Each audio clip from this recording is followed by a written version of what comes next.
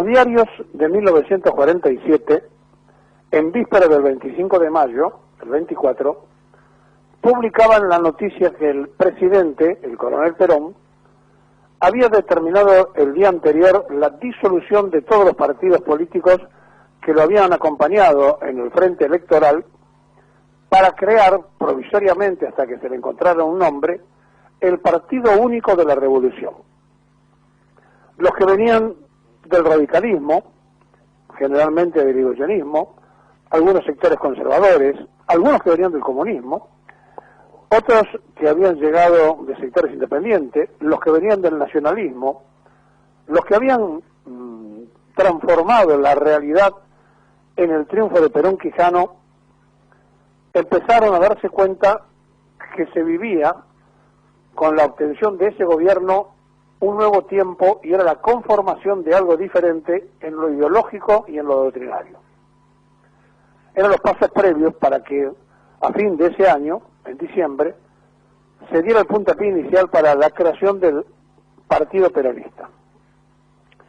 Para llegar a esto hubo una discusión donde se había propuesto también en un momento determinado el nombre de socialista, pero venía tan devaluado el socialismo, y además se explicó que eso no podía corresponder porque era una cosa diferente. Se tiró el nombre de laborista, pero los ingleses ya usaban ese nombre y también estaba muy desprestigiado porque el gobierno que estaba presidiendo Perón en ese momento quería justamente romper esa relación de dependencia económica con los británicos, y finalmente se usó la palabra justicialismo y se dio vuelta hasta que se llegó a conformar en diciembre el Partido Peronista. Pero un día como hoy, la prensa anunciaba que habían disuelto todos los partidos políticos que formaban el frente para construir el Partido Único de la Revolución. Otro 24 de mayo, pero de 1973, nos preparábamos para el regreso al gobierno y al poder después de 18 años de proscripciones, de cárcel, de sufrimientos, de fusilamientos, de bombardeo, del 41-61, pero finalmente el pueblo sigue diciendo Perón y sigue diciendo Evita, y el 25 de mayo del 73 se asume la realización del triunfo del 11 de marzo. 224, este de hoy, y el del 73, muy distinto, y por supuesto mucho más diferente todavía del 47. Este 24, la única noticia que tenemos oficial es que el presidente de la República, que además es presidente del Partido Justicialista, no va a viajar a la Antártida porque dice que el informe meteorológico no acompaña la posibilidad de que esto ocurra. Y entonces, como si fuera por descarte, dice que va a concurrir al Te Deum, que es el agradecimiento a Dios, que como culto oficial de nuestro país, que figura en la Constitución Nacional, el culto católico, el agradecimiento al Todopoderoso se hace no solamente como una obligación constitucional, sino también como un hecho de reverencia hacia la fe y en respeto a los que creen. A veces, los primados de la Argentina suelen aprovechar el momento para pasarle factura a los gobiernos. Esto ocurrió, por ejemplo, con Alfonsín. Pero Alfonsín, que era grado 18 de la masonería, en una violación a todas las normas religiosas, pegó un salto al púlpito para contestarle en ese momento al dignatario de la Iglesia lo que había escuchado. Y la prensa aplaudió, en algunos casos, la decisión política de haberle contestado y de no haber dejado que la Iglesia le pasara por encima a quien había sido elegido presidente de la República. Lo que pocos sabían es que Alfonsín pertenecía a la Logia de Libres Aceptados Masones, que tenía el grado 18 y que por eso no tenía mucho respeto por la Iglesia Católica. Estas cosas que ocurren a nuestras espaldas y que no son siempre conocidas, ocurren habitualmente cuando uno no conoce entre bambalinas lo que pasa. Hemos dicho desde el primer momento que el Frente de Todos gozaba de muy mala difusión, porque no se conocía lo bueno y se dejaban trascender cosas que se transformaban después en un boomerang. Y acá pasa lo mismo, no cambió nada, cambiaron funcionarios, pero todo sigue igual. Porque la pregunta es, ¿qué necesidad había de decir que estaba estudiando irse a la Antártida? ¿Por qué no esperaron primero el pronóstico y después anunciaban lo que iban a hacer? ¿Por qué dejan trascender esto que ayer nos motivó a nosotros a preguntarle a los oyentes a ver qué pensaban? Porque nos importa mucho que un presidente vaya a la Antártida, pero la verdad no era para hacerlo el 25 de mayo. En todo caso tenía todo el año para hacerlo. Lo que no quiere escuchar Fernández y lo que los asesores, los 5 asesores porteños que le rodean a Alberto Fernández, le aconsejaban era no exponerse a una crítica que pueda hacer la Iglesia en el Tedeum. Y la verdad que todo esto surge después de no haber recibido el Papa al canciller argentino que había pedido una audiencia. Todo esto ya tiene antecedentes. Cuando a Néstor Kirchner no le gustó lo que escuchaba, sacó la fiesta central del 25 de mayo y lo llevó a Santiago del Estero.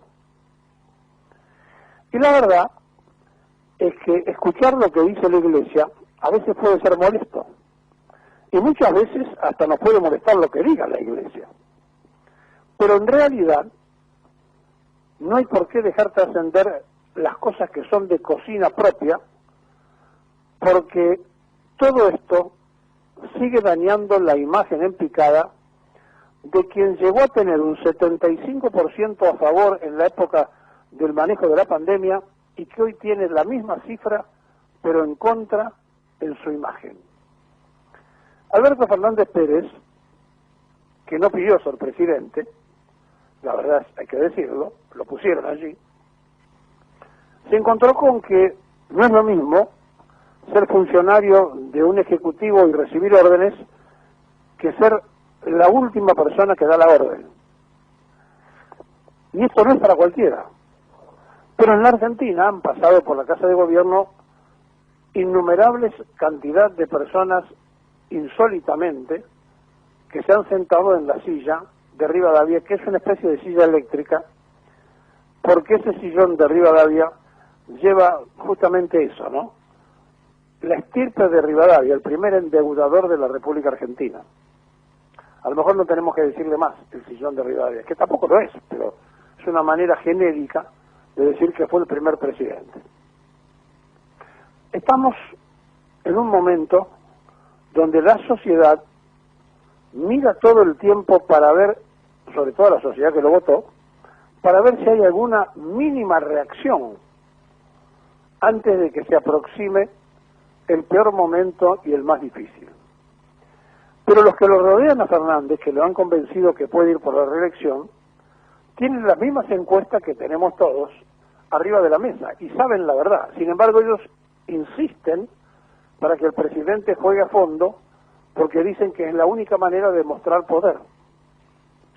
Ayer se volvieron a reunir los gobernadores de algunas provincias en Buenos Aires que están bastante asustados y preocupados, no los gobernadores peronistas, porque estaba Zamora, que viene del radicalismo, pero que trabaja de oficialista hace ya rato, y decidieron acercarle un plan de gobernabilidad a Alberto Fernández, porque dicen que no se puede seguir tolerando las peleas entre Cristina y Fernández y Alberto, y la verdad, la pelea de los Fernández ha preocupado a propios extraños.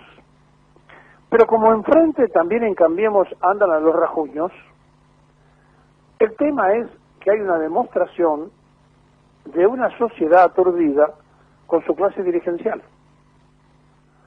Y como esto hoy tiene algunas manifestaciones de protesta, que volvemos a una vieja retórica de frase ya conocida, no al fondo, pero decimos eso después que estamos adentro del fondo. Y hoy va a haber un paro de uno de la CTA, acompañado de algunos sectores, y de la corriente clasista y combativa, que va a salir a movilizar en las calles, y que le hicieron una carta al presidente diciendo que no pueden pagar ellos la deuda con el fondo. y de la Federación Campesina, que quiere sembrar para crecer y no puede porque los dueños de la tierra hacen pingües negocios, pero no alcanza. Son expresiones aisladas de un país adormecido que parece no darse cuenta del momento que está transcurriendo, de la oportunidad gigante que se está perdiendo la Argentina para salir al mundo a vender y a exportar, y de esto que no parece entender nadie, que es cómo se hace para domesticar la economía local, porque todos se empecinan en controlar la economía y lo que hay que controlar es el ciclo económico. Lo hemos dicho hasta el cansancio. Gobernar es crear trabajo, a mayor trabajo mejor salario, a mejor salario mayor consumo, a mayor consumo mayor productividad, a mayor productividad saldo exportable, a saldo exportable moneda fuerte que ingresa al país. No es ninguna ciencia, ni tampoco es un invento de este periodista. Es lo que aplicó Perón para hacer feliz al pueblo argentino.